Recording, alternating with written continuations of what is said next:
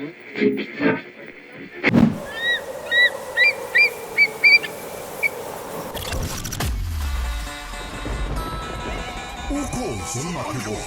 olugula amaphiko kwaye kwaphephezela omiyane inyoni nobuciko nomnyunyiyo egcwele isivinini emafini icula ingoma emnandi yayahlukanisa unyaka omusha komdala inyoni enezigidigidi zabalandeli abayilandelayo zamemeza sezidololozela sathi siyayazi le nyoni yayiculela okhokho bethu abanye abathule isibongo sokhozi FM sisibhalelwe isidadada sothu ukhozi FM luhamba phambili Imzuzu ngama-20 lishayile ihora lesishiyagalombili 20 minutes past 8 siyakwamukela ohlelweni obusuku obuhle siyabonga kakhulu Graham asithembe ukuthi ulalelisisile mawukuthi khona ufuna ukuzwa kahle ekulokade kushiwo uGraham Sabela kwamathuba emsebenzi ungahamba uye kuma podcast ukhozifm.co.za ucindezele ngaphansi ka podcast ubusuku obuhle ebese uyabheka kuzobese ulalelisisa kahle ungakwazi ngisho nanokudownloada uLwesithathu namhlanje kusho ukuthi Captains of Industry lana sisuke siqhakambisa khona abantu kakhulukazi abantsunde eNingizimu Afrika ohlakeni nohlakeni nasembonini ezahlukahlukene sebekwazile ukunyuka bafinyelela emazingeni aphezulu babe isibonelo phecelezi iBlack Excellence isona noma iwona mgomo noma iyona njongo yokuthi sibe nayo lengosi yethu sibiza ngeCaptains of Industry sambeli sethu sanamhlanje eminyakeni engamashumi adlule bengimkhumbuza uthe umsakazi ukhozi ususifakile isicelo sokuthi ungafisa ukuthi ngizosebenza ingxoxo zaqhubeka ngasese ngase ngibatshela laba engangisebenza khona ukuthi nakho osekuvela wasengifonela lo owumphathi walowo msakazo umphathi omkhulu walowo msakazo wathi ngizwile kuthi usuyahamba bathini laba bayakuyekela ukuthi uhambe ngathi mina bathi angihambe Mtimande wathi uyenzile icounter offer ukhozi maselithi lizokuholela imali ngathi mina ngiyenzile bathini ngathi mina engathi akufinyeleleki wathi uzokwazi kodwa ukulunga isizulwini ngathi mina asincenge khona ngoba khona namathubo ukuthi umuntu angakhula wayomphathi omkhulu ke omsakazo okhona ozinzela kwaZulu Natal kodwa hayi nje kuphela loyo msakazo neminye sizowuzwa ke umlando wakhe nomsakazi yena uqobo lakhe ungowakaV eMlazi ungusoma business zabalazela inkululeko yaseNingizimu Afrika okwaholela ukuthi aze aspend 15 years eRobben Island ngiyezwa kuthiwa ukuthi bona baba isizukulwane esaseva amakhehla o Dr Nelson Mandela Govan Mbeki kanye nabanye abaningi siyabazi babe bapholishela icathulo bebaseva nje eduze usazositshela kakhulu nalokho ufundile BCom honors Makana Investment Corporations ungu executive chairman wakhona kuningi nokunye ubhalile incwadi A Lighter Side of Life on Robben Island uzositshela ngalokho sambeli sethu namhlanje umnumzana uPeter Paul Ngwenya Mtimande sawubona ngiyabingelela umlando ongaka kodwa lesi sikhashanyana esincane umuntu uthi kodwa uzokwazi ukukuncela konke lokukhona uthema ungene endlini zokusakaza wabuka izithombe wawugcine nini ukufika nje khona la number 100k eMasinga Road ngikhumbula kahle I think ne date ngiyayazi yep kwakuyi 21 zika November 1996 ngangizela ngangisasebenzele iSAP so ngangiresponsible for umncintiswano wamakwaya owawusingathwa iSAP so ke ngaleyo weekend sasizoba nomncintiswano la eThekwini and then ke ngabizwa ke la ukuthi ngizokhuluma ngalomsakazo nga-interviewa uBhodloza why ngazi kahle ukuthi lo muntu ongilethela namhlanje uye futhi wayengilethela ngalelo la okushayelela yes yeah and then ke kwenzeka into ebuhlungu ukuthi ngakusasa kade ngila ngoba umama wayesaphila umama so ngiyafika ekhaya ke ngiyambuza ngithi ngizwile emsakazweni ngoba ngangiqala uku-interview emsakazweni yeah alibele ngibalekisela amehla athi hayi kanti ukhohliwa zange ngakusasa washona Nkosi yami car accident ya ngoba wayehamba that day eGoli so washona car accident sengazi ngathi mina that's why beyangibalekisela amehla efuna ukufihla le ndaba ukuthi angilelanga emsakazweni ingoba mhlambe besabona ukuthi insuku zakhe seziphelile kusho njalo kuthiwa ngandlela thizeni kuba ngathi umuntu uyazi oyingakho ungakhohlwa mhla ucinile la ekhaya ngangiqala ngagcina futhi akazi ngoba phela ngase ngathi isithanyana siyeza lapho wayomabanja lo mama okumazitha uMazitha uMazitha yeah uMazitha ningaba semlazi vele kwavi ungasinika nje leyo mvelaphi yes kahle well uV uGG umlazi yebo wakhoya ngonyaka engazalwa ngawo so angizalelwa ngakaV ngingazalelwa King Edward kodwa I think babe sahlala eSquatter camp abazali bami la ekuthiwa eMkhumbane yebo ya kodwa mina ngazi nje ngowakaV angiyazi indawo obviously ke ngiyazi futhi nasemakhaya lapha abazali bami babezalelwe khona ubaba owase Newcastle umama kowase Scott yebo ngiyayikhumbula indaba yasemtshezi yes sitshele ngoV sitshele ngomlazi nikhula hlobo lendawo linjani mawuyingane nidlala nifundaphi isimo ngokwezwe siyazi ukuthi kwakunencindezelo enkulu ngenxa yobandlululo ngaleso sikhathi awusinike nje isithombe yeah umlazi njengomlazi wawuphelela lapha kuthiwa ka Mexico uma udlula ka Mexico kwakuyihlathi elikhulu kuyindawo ibizwa kuthiwa imfongosi kuyisemakhaya konke lokhu nabo B bakhiwa sibabhekile so sasazana sonke ngoba isikole sasisinye itoro sendaweni eyodwa then bese bona lamasonto ajwayelekile eMaromeni Anglican nase Methodist so sonke sihambe ikole zodwa sisonto endaweni eyodwa ipolice station yayiyodwa iseduzane nasekhaya and there's a story about the police station being closer to home awukho umuzona ugesi awukho umuzona wawunamanzi yebo so umuzo sekhaya ngoba uqala emlazi ukuba nogesi hayibo yeah ngoba uma wahamba epolice station wathi uzodonsa ugesi la so ba apply ke so saba nogesi ekhaya siyabona yeah uyabona ukuthi uma ngandlela thizeni shothi nawo nahamba enyathelweni zakhe njengomuntu olwela umzabalazo nokukhululeka komuntu onsundu into enjalo umtimande nakuba singekho ohlelweni la singakhuluma sijule ngezombusazwe si sensitive futhi ngoba sibheke nasokhethweni sinike into eyaholela ekutheni ube nomthwalo wokulwela ubandlululo kangangoba waziwaba ngomunye wababoshwayo nawo well ngangazi makuboshwa uMandela umuntu wayese ebona kodwa singazi ukuthi kwenzekani kune-strike kunalezi moto kuthiwa amaHippo ngalesa sikhathi sikhula kwakuthiwa amaSaracens zaziza sigcwale lokushini yonke into kodwa singa understand kahle ukuthi kwenzekani so ngokuhamba ngokufunda ngayofunda eNkamana High School mangifunda eNkamana High School eFryhead sasifundiswa amaJalimane and it was maybe 20 years after the Second World War so bonke babekade be affectekile leyo so saqala ke umuntu wenza nehistory so saqala sazi ke yaziyangena nalento ukuthi ayikho isystem elasta forever especially if it's an unjust system my best friend ubaba wakhe kwakumalume kaWinnie Mandela in fact Winnie Mandela noNelson Mandela bashadela kabo lomfana eOrlando West then ke I go to ukuthi ngazi nangoNelson Mandela ngazi izinto eziningi nje yabona obviously ke mangisuka lapho ngaye40 lapho e40 kwaba West nga recruitwa there was a guy kwakuthiwa wayeyiboxer umzukisi Square he was a South African champion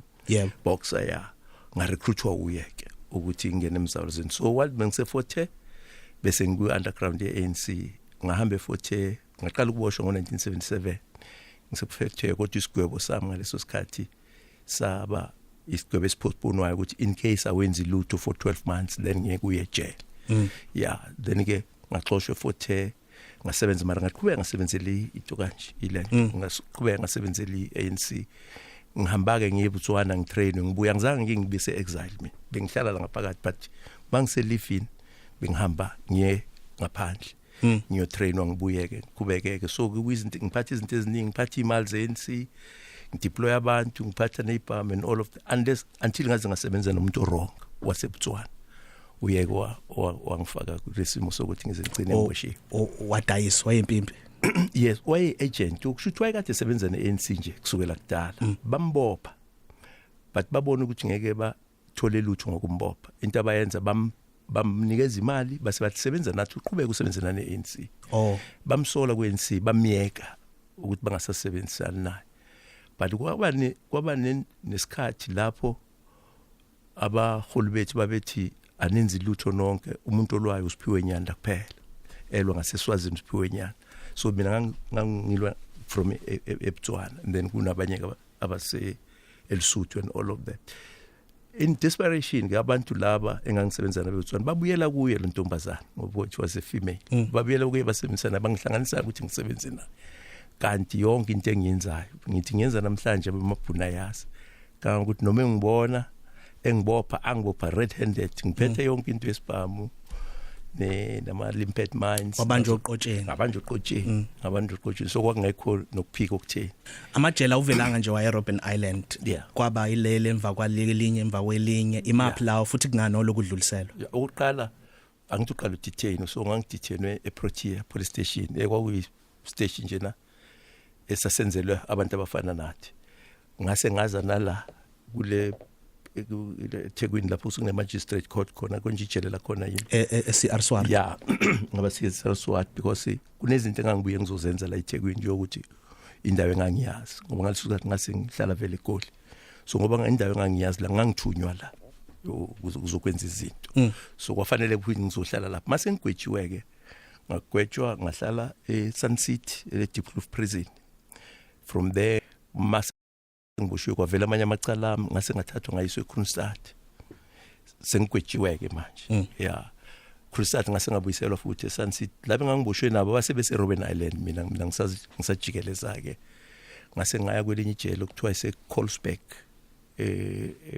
Eastern Cape yebo yeah ngasuka lapho ngaye ePaulsmoor lapho engaqala ubona khona kuNelson Mandela yebo ngayiPaul from ePaulsmoor ngaya ngase ngaye eRobben Island ufike ngoba eRobben Island ngifike ngo1985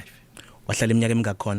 ngahlala ngaphuma ngo91 okay isiyonke kodwa uboshiwe kwaba u15 isikwebo leso ngasikolo 15 kodwa ngathi nje ngifike ejele kwakuclear ukuthi ngeke ngize ngisiqede yeah ngoba kwasekuqaliwe ngoba imvunge yokuthi izwe lizokhululeka enye into uMandela was a very I believe in collective leadership why is brief ukuthi kwenzeka so sasazi ukuthi usiyakhuluma nalabantu and all then abuyeke eRobben Island ameme abanye bethu baye lapho kule jela esihlala kule phali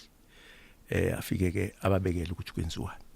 lapho sasu okwazi mawuphuza notsholo okwazi mawuyekuyudaki kwakushaya mapha ama beverage nje lapha Mtemande kwakuyito kanje nje kwaku black tea and then ke sasikwazi ukuzithengela bo Oros and then ke nawo ama cold drink lawo sasiwabiza ama groovy can lawo yebo ama can cold drink yeah and then ke amanzi aseRobben Island awaphuzwa kufanele alandwa ngaphandle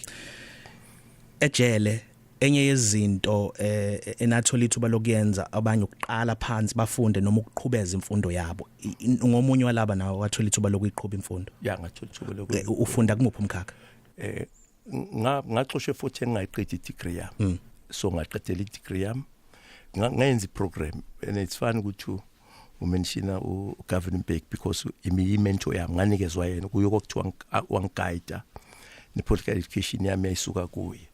so wathi kimi ngenza i-program ukuthi njengoba ngizohlala 15 years ngizokwenza ngase ngathi kuye ngizoqedela i-BCom ngenza i-honors yakhona bese ngenza i-BA communications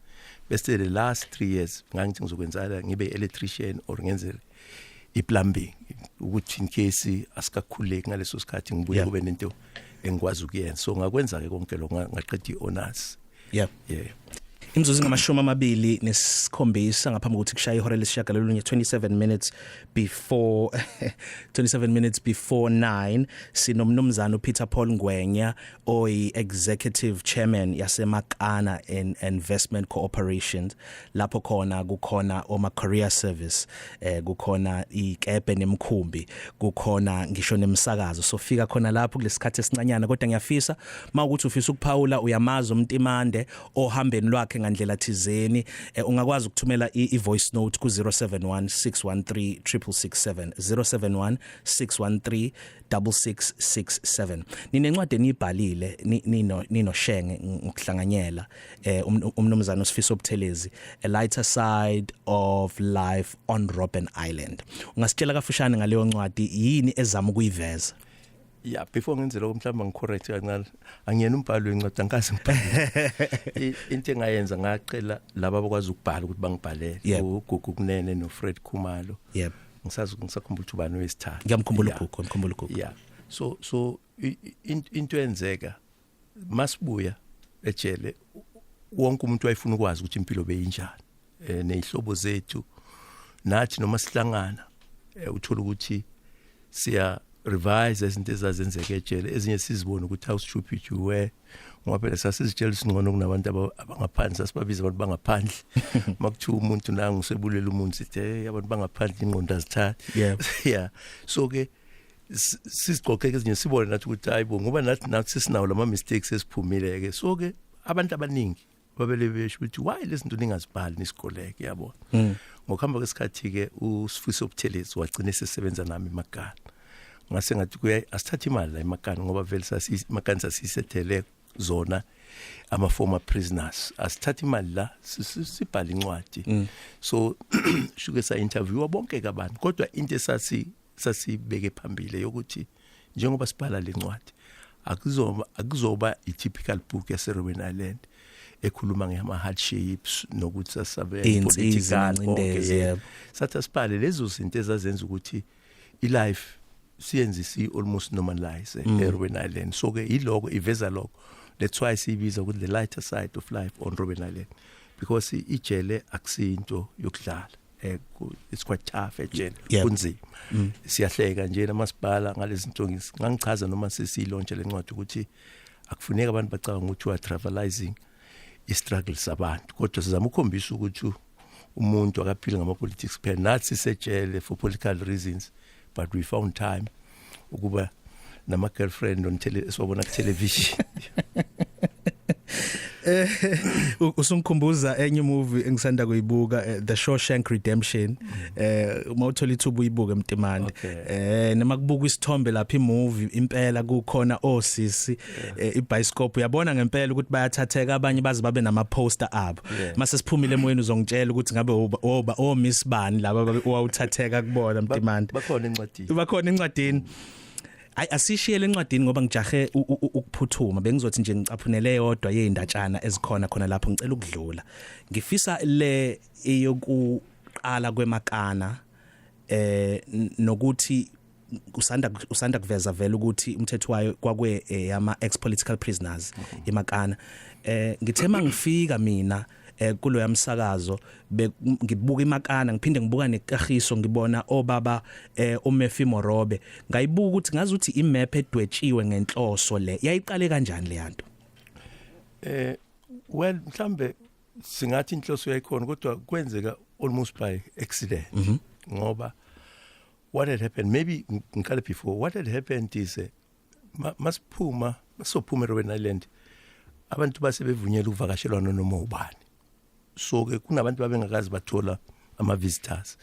so kwaqala ukuthi abantu abaningi abavakashayo kuza especially white students from University of Cape Town zivakashela abantu esingabazi so kwa end up lapho ku develop ama relationship abantu abaningi baphuma ejele basettle Cape Town so ke nami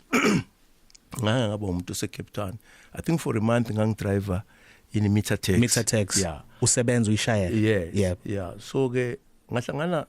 namanye ama Norwegians and all that and the Norwegians it's one of those Scandinavian countries really who were very much interested ukuthi kwenzekane eSouth Africa and basasupportwa nayibo kakhulu babengasupporting ekhali but bayisupporta ngako kunye impahla nokudla nemali yonke leyo so ke wangitshela nje wanginikeza inothi yakho ukuthi he would like to come here and explore ama opportunities ukuthi what can be done in South Africa now that South Africa is open to the world or it was going to be open to the world so in 1995 uNelson Mandela was celebrator iminyaka u5 aphuma ejele and then also a celebrator 1 year after our president wekhaya so was invite sonke sabuyele Robben Island sonke yabo masifika lapha kwaku a few of us ababebuke ukuthi hayi ngathi bangconywana bayasebenza bonke abanye sahlala for 3 days abanye babefaka impahla babesifaka esifika yonke lento so yamtouch uMandela lento was what no he needs to do something for our former political prisoners just as mhlambe njoba waqala iChildren's Fund wafuna ukuqala ke something ezo supporter former prisoners kwakhethwa ke i-committee ukuthi leyo committee akube yiyo ezozama uku-organize lezo zinto but leyo committee wathi ayilidwe i-co-accuse yakho Ahmed Kathrada so nami ngafakwa kuleyo committee together with a guy called Sewashona uSoto Ndukwana. So mina noSoto it's soyi-2 esasingekho kwi-government. Bonke laba abanye baba ama-premier abodihang mafuneke ba ama-judge zonke lezo zinto. So ke lento yagcina isele nami noSoto ukuthi we must try and do something. Kwa create i-trust ke. Ngathola iphone ke from Norway. From that gentleman engangimite. Owamshayelela. Engangimshayelela yeah. La ngathizeni nje eCape Town. Yes. Yep. So ke wasiwathi ngathi kuye mina ezibuya uze ngoba ngathi sokungcono kakhulu sengino line oya ku president ngoba kuthiwa ngirane le project. Oya direct kumongameli. Yeah, oya direct. Uyaphila lo line. Yes. Yep. So ke nangempela babuya ke. Angazi lutho ngama radio station angazi ukuthi uyenza kanjani imali ngayo mara bangichazela bona kwenziwa kanjani. Kusesenjalo kwaza nala lady owayekade ngirecruite into SAP. Sengihambile manje SAP ngihamba nale project. Kwaza kimi wathi kunomlungu la ofuna ukintroduce i-black economic empowerment in the freight and forwarding industry. Wathi ufuna ukukhuluma nami. Wakhuluma nami ngabuyela kula makampani ngaye ngawasebenzela. Wathi kimi sizoqala lesi company. We are not going to put in a cent worth. But into engizoyenza mina ngizokufaka ekampanini yami ngikunikeze u33% mahala. But each time uhamba uthola icustomer iyanyuka le percentage yakho. Hayibo. Yeah, once wafika ku angisakhumbula 45% then so ngangithenga ube imajority. Nangempela ngabuyela kula makampani ngangisebenzela. Ngangisebenzele ngalanto ye-engine ejele mina. Ngasebenzela yona. Ngaya kubo banginikeza ibusiness ngaye IBM ngaye ngasebenza kuba nginikeza ibusiness ngaye SAP banginikeza ibusiness enkulu. So in no time within a year bese si majority mangithi mina ngisho le company emakane ngathi ses owner this thing sesi owner sokuyithi ke assistant. So ngaba nama business ayi2 at the same time ngoba i-license ngayithola eCape Town yokulokhuza ngenhlanhla kungabi namuntu othola i-license la eKZN babiza ama-application futhi banga-apply ngase ngathola nale abayithuke kwaba eCape Town kwaba inale. And then independent newspapers yayi-owner 25% Khaya FM. Khaya FM yeah. Ayathi ayibona this thing yangithengisela yona lo 25% to this day ke 25% shareholders is the Khaya FM. Yeah, Khaya. Obviously ke le freight and forwarding business sesayithengisa because now it's hard. I mean compete nabo DSV. Abantu abakwazi ukuthenga another company for $6 billion so ubani so ke ngaphuma kuyo. And then as you may know ngase ngaphuma na kula radio station kuyo lela eThekwini angisekho kuyo aswasho ngamagama amadala kwaba P4 kwaba P4 Durban kwaba P4 Cape Town kuyi the heart and soul of KZN ngale kuyi heart and soul of Cape Town yeah kanye neKhaya FM yeah. Then ke ngokuhamba kwesikhathi ke obviously sangichinja but sayichinja kancane format sazinika namagama amasha kwaba igagasi lelala eCape Town kwaba iHeart FM yeah kwaba iHeart ayisiphumile kama Norwegians sesi owner thina 100% sasabiza abanyeke ukuthi basijoin sabiza ilokhuzi lento ikahiso sabiza nenye company yokuthiwa iTiso sabana lokhuzi kodwa sesaphuma kulawa yithi Mtimande amagalelo akho angazi ngaleso sikhathi ukuthi ukhona yini ontundu owakwazi ukuthi abe umphathi omkhulu emsakazweni eyimele eningizimu Afrika akwazi ukuthi a-empowerishe abantu abaningi kangaka abasebenza emoyeni o producer abasebenza emahovisi. Unani kuwena ikhona into kuwena ethi ngempela ube nayo iimpact engako emsakazweni naku empowerment yomuntu onsundu kulolu hlangothi lomsakazo eyimele? Unayo into enjalo? Unayo into ezwa sengazi ukuthi uzizwa utuseka ngendlela okufanele ngayo? Amasay ukuthi even namanje ngihlangana nabantu abaningi bathi bawuyiboss yami and all of this yeah angifuni kakhulu ukuthi mhlambe nginokuhlakana obutheni umnjani ikhona inhlanhlanyana ekhona ngoba mhlambe ngiyangizithole in the right place at the right time yeah bona nje ngibuyele kancane kulento yokuboshwa kwami mhlambe ngangizofa ngendlela umuntu ayiphila ngayo naye ngimsebenze engangiyenza uyabona but kuthe mase bonakala ukuthi sokuzokhululekwa ngaboshwa kwakungathi kuthiwa hamba uphumula manje ejele uzilungisele eSouth Africa uzilungiselela yeah eSouth Africa kodwa ke into engiyazi engikwazi ukuyenza angisabi umuntu angihlali kuwe ngingaqashi ngithi ngoba mhlawumbe uzodlula ube phezulu ngoba ngiyazi uma wena wenza kahle usebenzela mina yimi ngithola udumo uyabona so ke leyo nto angisabi nakancane so angisabi ukulandela that's why nawe ngangikufonela ufonelwa yimi ngithi hayibo ndothi uyapi buya yabona ngoba ngathi ngilibonile ikhono lakho ngibona nokuthi ungagcina nawe mhlawumbe siphethe kuwe lesa stage demand ya kodwa ke ngokwami ngiyaculiseka ngokuthi bayangirecognize abantu lapho bangirecognize khona 15 minutes before 9 sinomnumzana uPeter Paul Ngwenya Captains of Industry asidayise sibuye silalele ama voice notes. Angibingelele Njomane nakubaba uNgwenya ngiyaluzwa uhambo lakhe nakuba ke ngingenawo umlando 10 ngaye kodwa mangabe echaza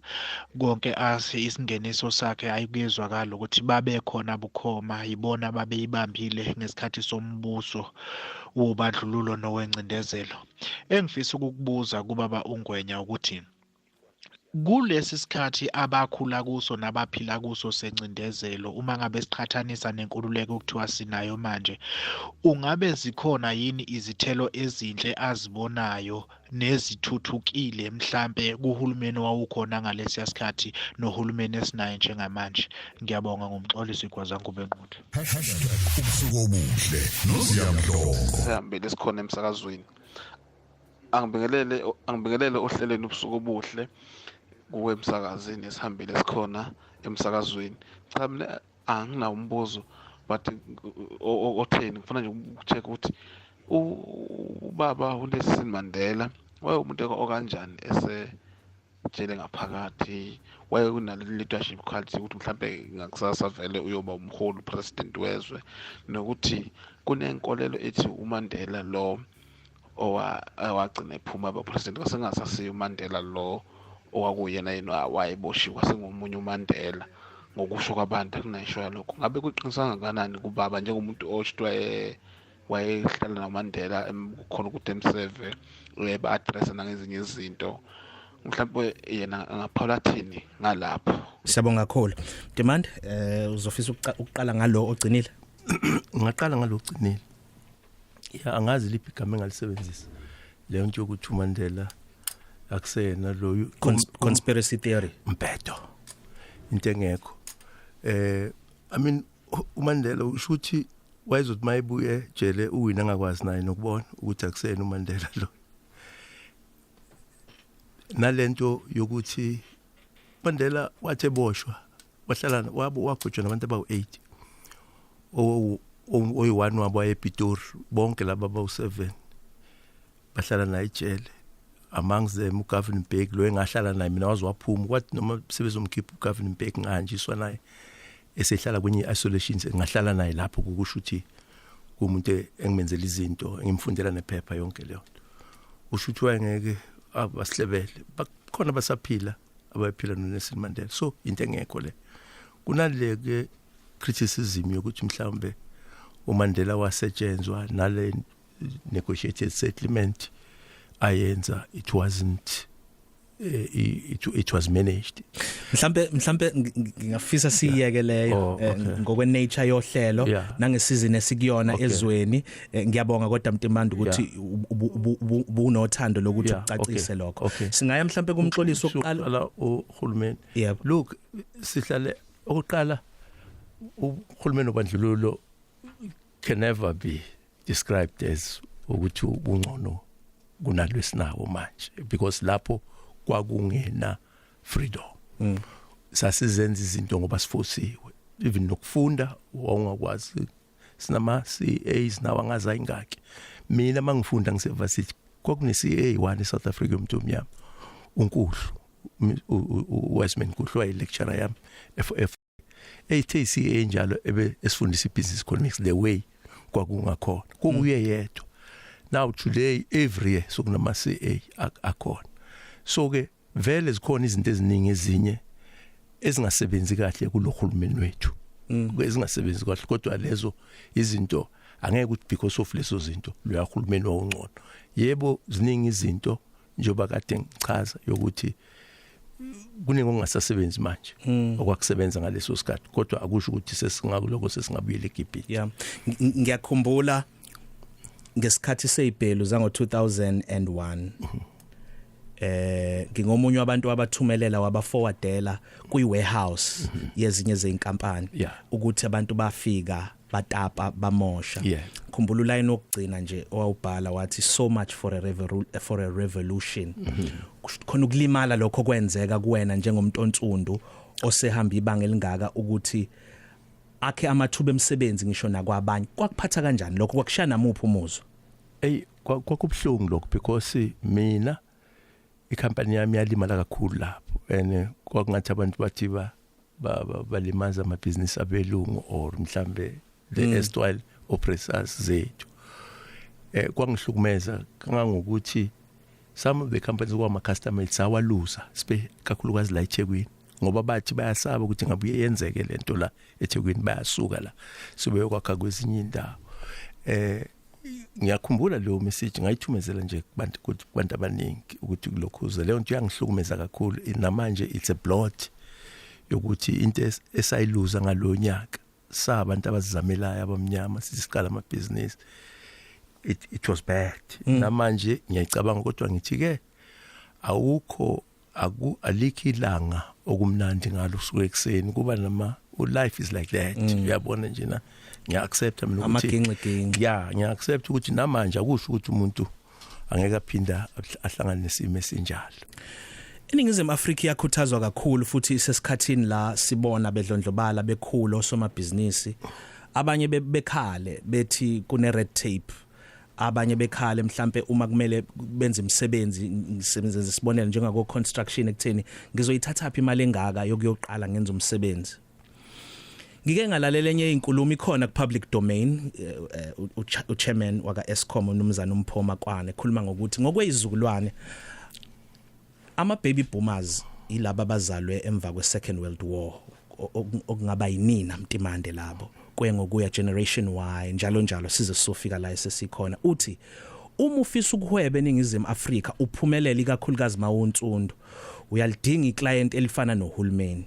kodwa kubuka ngazuthi akulula uma ungeke uzube no connection we baby boomer generation ukuze ukwazi ukusebenza uhwebe uchuma uphumelele ungaphendula uthini lapha iqiniso elikhulu lelo uqala njena laba abakhuluma ulimi lwesibhunu esibabiza ukuthi amabhunu baba so successful because when the government yabo took over babazi kahle ukuthi bafuna ukwenzani and baba support inkinga yethu thina inje abantu abaningi abantsundu bacabanga ukuthi wonke umlungu ngalesa sikhathi wayirich kwakunabelungu abahluphekayo so basitshela ukuthi it's our turn now to be rich without putting an effort but bese uthola ukuthi nalaba abakuhulumeni banalenhliziyo yokuthi if unginikeza ungwenya icontract